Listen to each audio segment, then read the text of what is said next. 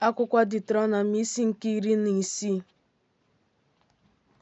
Debe ọnwa Abib, meekwara Jehova bụ Chineke gị emume ngabiga, n'ihi na ọ bụ n'ọnwa Abib ka Jehova bụ Chineke gị mere ka i si n'ala Ijipt pụta n'abalị. Ị ga-achụkwara Jehova bụ Chineke gị àjà ngabiga nke igwe ewu na atụrụ na igwe ehi, n'ebe ahụ nke Jehova ga-ahọpụta ime ka aha gị biri n'ebe ahụ. Erila achịcha koro eko tinyere ya. Ụbọchị 7 ka ị ga-eri achịcha ekoghị eko tinyere ya, bụ achịcha nweda n'ala, n'ihi na ị mere ngwa ngwa si n'ala Ijipt pụta, ka ị wee na-echeta ụbọchị ahụ mgbe i si n'ala Ijipt pụta ụbọchị niile nke ndụ gị. A gaghị ahụkwa ihe na-eko achịcha n'aka gị n'oke ala gị niile n'ụbọchị 7. Ọ dịghịkwa ihe ọbụla n'ime anụ ahụ nke na-achụ n'àjà n'anyasị n'ụbọchị mbụ ga-adịgide abalị niile ruo ụtụtụ. Ị pụghị ịchụ àjà ngabiga n'otu n'ime ọnụ ụzọ ámá gị niile nke Jehova bụ Chineke gị na-enye gị, kama n'ebe ahụ nke Jehova bụ Chineke gị ga-ahọpụta ime ka aha gị biri n'ime ya, n'ebe ahụ ka ị ga-achụ àjà ngabiga n'anyasị, mgbe anyanwụ na-ada, mgbe akara aka mgbe i siri n'Ijipt pụta. Ị ga-esikwa ya rie ya n'ebe ahụ nke Jehova bụ Chineke gị ga-ahọpụta. Ị ga-echegharịkwa n'ụtụtụ jee n'ụlọ ikwu gị niile. Ụbọchị 6 ka ị ga-eri achịcha ekoghị eko. N'ụbọchị nke 7, ụbọchị mgbochi ga-adịrị Jehova bụ Chineke gị. Ejela ozi n'ime ya. Izu 7 nke ụbọchị 7 ka ị ga-agụrụ onwe gị site na mgbe ị na-amalite itinye mma iwe ihe ubi n'ime ọka guzoro eguzo, ka ị ga-amalite ịgụ izu 7 nke ụbọchị 7. Ị ga-emekwara Jehova bụ Chineke gị emume nke izu 7 nke ụbọchị 7, dịka ọtụtụ nke onyinye afọ ofufo nke aka gị si dị, nke ị ga-enye dịka Jehova bụ Chineke gị na-agọzi gị.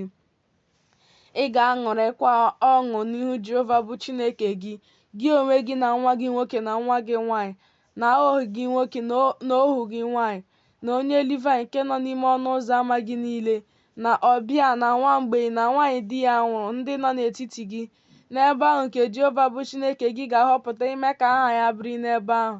Ị ga-echetakwa na ọ bụ ohu ka ị bụrị n'Ijipt. Ị ga-edebekwa meekwa ụkpụrụ ndị a. Ị ga-emere onwe gị emume ụlọ ntu ụbọchị 7, mgbe ị chọtasịrị ihe sitere n'ebe nzọcha ọka gị na n'ebe nzọcha mkpụrụ vaịn gị. Ị ga-aṅụrịkwa ọṅụ n'emume gị, gị onwe gị na nwa gị nwoke na nwa gị nwanyị, na ohu gị nwoke na ohu gị nwanyị, na onye Livayị, na ọbịa na nwa mgbei na nwaanyị di ya nwụrụ ndị nọ n'ọnụ ụzọ ámá gị niile.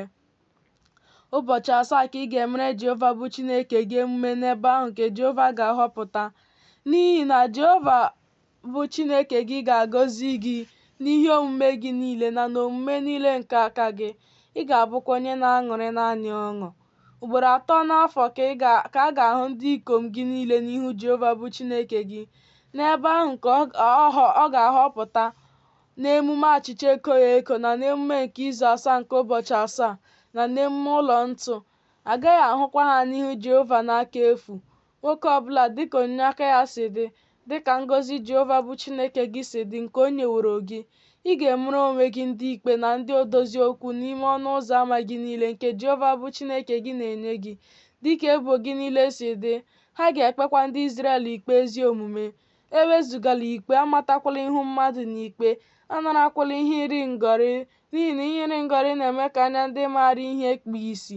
Ọ na-emekwa ka okwu niile nke ndị ezi omume gbagọọ agbagọ. Ezi omume ka ị ga-agbaso, ka ị wee dị ndụ wee nweta ala ahụ nke Jehova bụ Chineke gị na-enye gị. Akụrụkwala onwe gị Ashera nke osisi ọbụla. Akụrụkwala onwe gị Ashera nke osisi ọbụla n'akụkụ ebe ịchụ aja nke Jehova bụ Chineke gị nke ị ga-emere onwe gị. Eguzorokwala onwe gị ogidi nke Jehova bụ Chineke gị na-akpọ asị.